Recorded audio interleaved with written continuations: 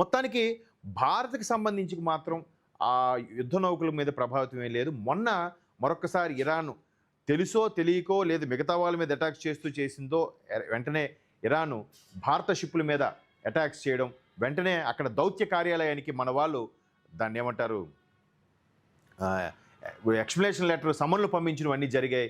ఈ నేపథ్యంలో ఒక్కసారి ఆ వార్త కూడా చూడొచ్చు. హర్మూజ్ నుంచి భారత నౌకలకు అనుమతి. భారత్ ఇరాన్ మధ్య చాలా కాలంగా సత్సంబంధాలు ఉన్నాయి. ఇరాన్ సుప్రీం లీడర్ ప్రతినిధి డాక్టర్ అబ్దుల్ మజీద్ తెలిపారు, భారత్ ఇరాన్ మధ్య 5,000 ఏళ్లుగా సాంస్కృతిక వారసత్వ ఆర్థిక విద్యా విధానాలన్నీ ఉన్నాయట.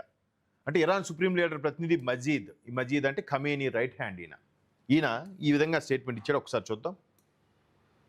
5,000 ఏళ్లుగా గల సాంస్కృతిక వారసత్వ ఆర్థిక విద్యా సంబంధాలను కొనసాగిస్తున్నామన్నారు.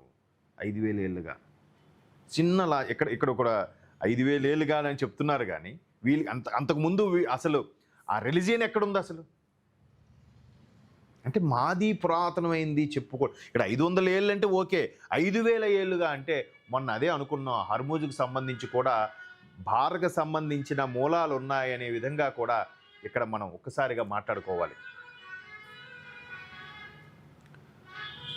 ఇకపోతే ఆదివారం ఆయన దారుల్ ఫిఫాను సందర్శించి నమాజ్ చేసిన అనంతరం మీడియాతో మాట్లాడుతూ ఇరు దేశాల మధ్య బంధం మరింత బలోపేతమవుతుందని ఆశాభావం వ్యక్తం చేశారు.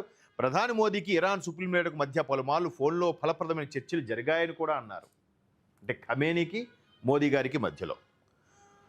సో మొత్తం మీద ఇక్కడ ఇరాన్కి అయితే మాత్రం మొన్న ఏదైతే అటాక్స్ చేసిందో అనుకోకుండా మొన్న శనివారం రోజు అలాంటి అటాక్స్ జరిగినప్పుడు వెంటనే మన వాళ్ళు ఇక్కడ భారతదేశంలో ఉండే ఇరాన్ దౌత్య కార్యాలయానికి, అక్కడ ఇరాన్లో ఉండే భారత దౌత్య కార్యాలయం నుంచి ఇరాన్కి రెండు దగ్గరలో కూడా సమ్మన్లు పంపించింది.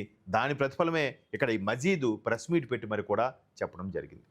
ఇకపోతే యాక్చువల్గా ఇలాంటి పరిస్థితుల్లో హర్మూజు అలాగే దాని మీద గ్రిప్పు కోసం ఇరాను ఏదైతే కాపాడుకొని చూస్తుంది, అమెరికా అటాక్ చేయాలని చూస్తుంది.